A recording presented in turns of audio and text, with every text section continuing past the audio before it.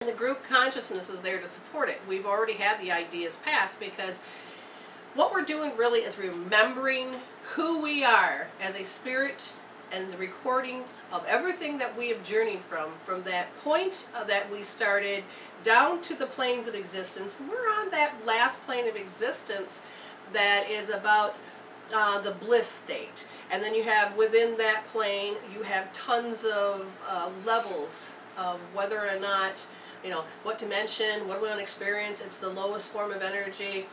And how do we communicate with it? How can we create? And we're in this last leg of the stage of taking the yin energy and hiding it, and bringing in the yang energy, and having just its yang energy, which is a male energy. And please do not confuse it with the body part. This is properties of yang energy. It's just referred to as a male energy. And some of the properties is that you have to be forceful, you have to fight, you have to get it done, you have to. And when you can look totally in the way that the world is expressing themselves, because you said that yang represents the expression factor, right? Yes, I did. I said that. And what happens with this is that it's very simply about, we read the code so well that we interpret it to look like it is every single day.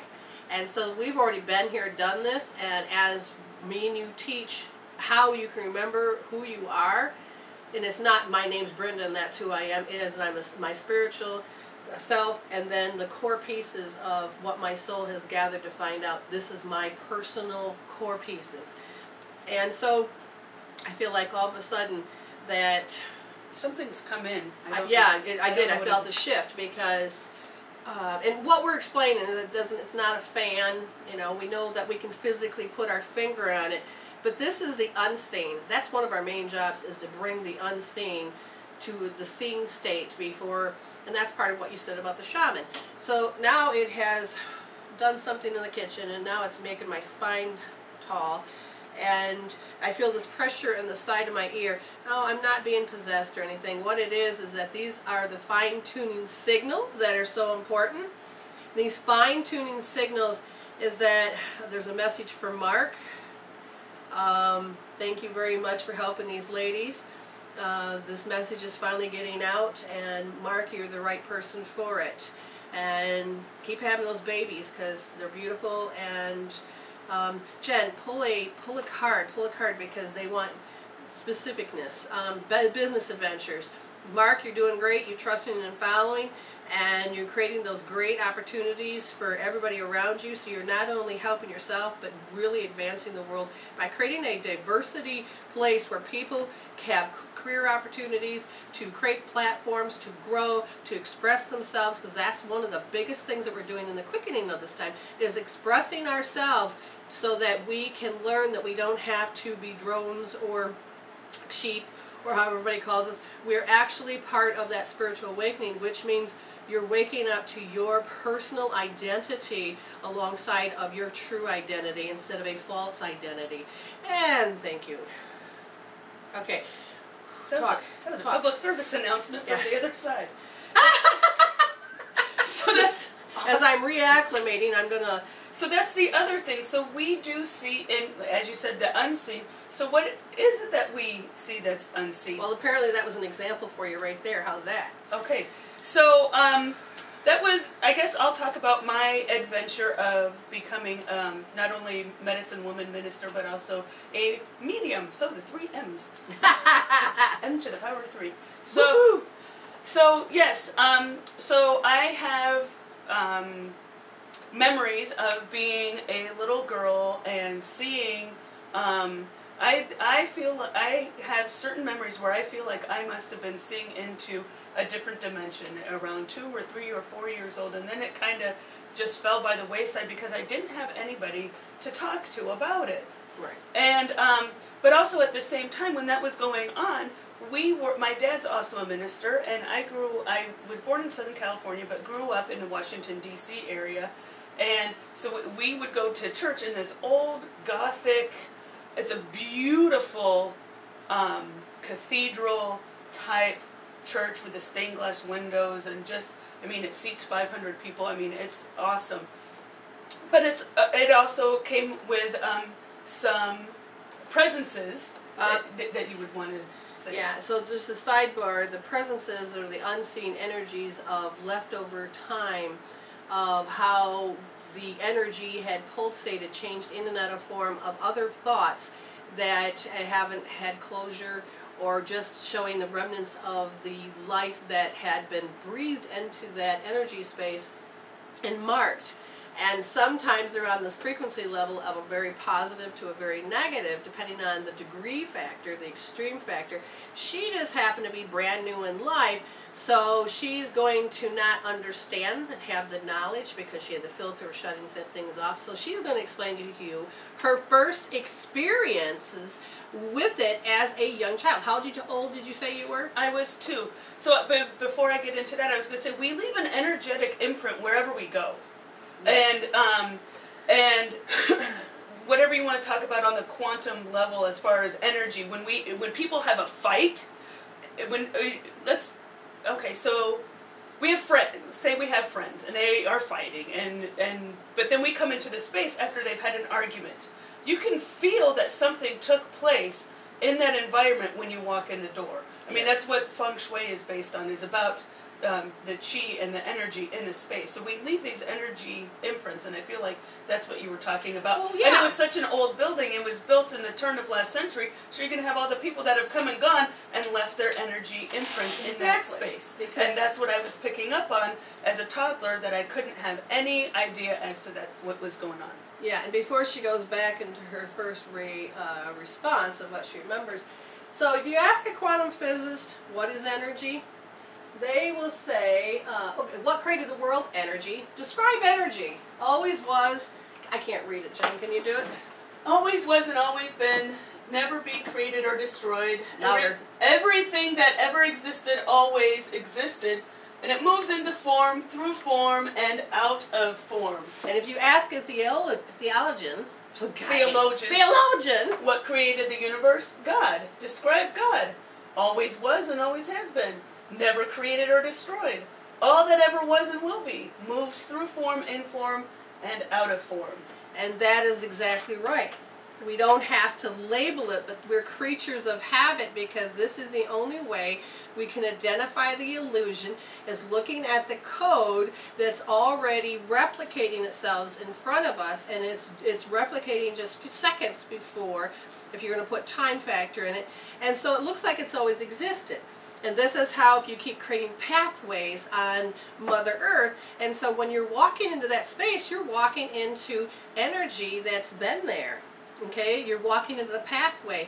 You're learning, and this is how we create group consciousness experiences, and it helps us understand our culture. I mean, we come in this world with different color skin, different color hair, different color eyes, different color religion, different genders.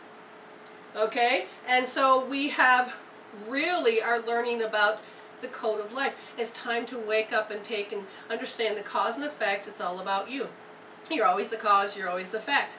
But when you're wrapped up in your hells and your hells are owning you, it's hard to swallow that pill. It's like, you can't tell me it's my fault. And then there are some people that says, oh my God, it's always my fault. Well, these are the things that need to be unlearned so that you can take your power off it, resolve it, and then your life force gets you to help you create better. And the results of after a healing will be so amazing, because you're like, holy crap, you know, I used to know this, but I kind of like this better. Jen, real quick, I want you to answer this. How long have you been in this business? 20 years. How long have you been in the healing state with me? 7. And would you go back 8 years? No. Why? I was, oh my gosh, just over-identifying with anything and everything, and my life was just constant drama. Interesting. And now how is it? It is settled down. When something dramatic happens, it's rare, but I have to take note, because there is something out of alignment if something dramatic happens now. Where before, that was just part of everyday existence. Oh, I just expected drama. And that's going to be life. But now it's just gotten to a point where I get up, what's my purpose? What am I supposed to be doing today? How can I influence the planet? And what happens to what creates dramas is because that moment we're thrown off our center of peace, because we're saying, I don't even know how to process which we don't. And we went through the old part of our soul's journey that says, oh, back here in this lifetime, you processed it like this. And and how do we know that? Because it goes into the relay of the limbic emotional brain. But that's where we store all the files of anything that has to do with fear, negativity, and shame. Anything that throws you out of alignment, because you are in a line with that. So I always say, let's anchor your life in giving hope, and let's literally realign yourself to a healthier choice, because we forgot that we have the power of choice. So now tell viewers. Okay, so here she is, listeners and viewers both.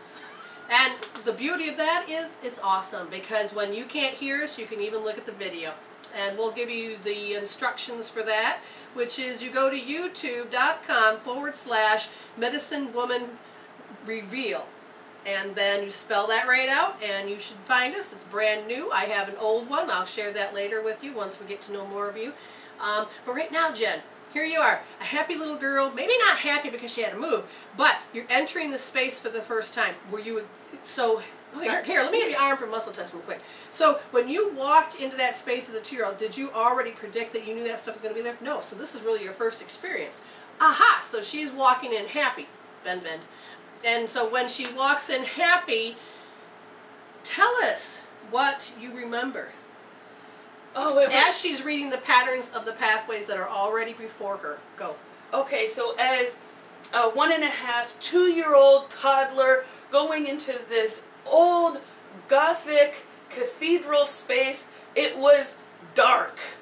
It was, I mean, that's what I remember. The wood that they used for the pews was dark. It wasn't really well lit.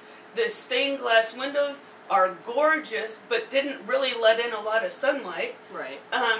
And so then there was the long aisle. Well, it was long to me because I was 2 years old. That seemed like it was forever to get to the front of the space. Now, since I've been back as an adult, I'm like, wow, that's a really short space to walk down the aisle. It's so much bigger when you're little, you know? That, talk about perspectives. Exactly. So, and just, it felt heavy. It was dark and it felt heavy, and just looking around, and I know I saw things, because being that young and being this sensitive, then yes, I would have seen things, and just scared. Right. Just really not sure of the space. I mean, I had an old organ, had an awesome pipe organ, and I mean, all kinds, just this amazing, gorgeous space, but as a little toddler walking in, it's like, oh, I don't want to go back. Okay, so now she's telling you, as she chronologically aged to the age she is now, that she's telling you how she knows she knows. And it's a feeling, it's an intensity, and it's there. And it's like when you walk into a room, it's like, oh, that feels familiar, or oh, that feels unsafe. Now, what happens is that we have trained our instinct to have a mask on it, so we go based on the fear that's in our limbic brain, the emotional brain, where all fear is stored. And so, you know, that's why I was asking whether or not it was her first, you know, when she walked in, was she centered, or was she taken and predicting the future by using the limbic brain? And in this case, her muscle testing of her soul said no. So when she walked in there, okay, her first response, and let me have your arm, first response is I'm going to check the body and see where it's setting, lung, thyroid, heart, liver, gallbladder, stomach, pancreas, spleen, so you feel like it's attacked. You felt like the energy was very much attacking you, pushing at you. Yeah, overwhelming. Overwhelming. And what happened is that you don't know what to do about it. So then you store it in the body. Now. And then I just started, it's like, then I had to just force myself to go. Mm-hmm. I mean, I was the minister's kid.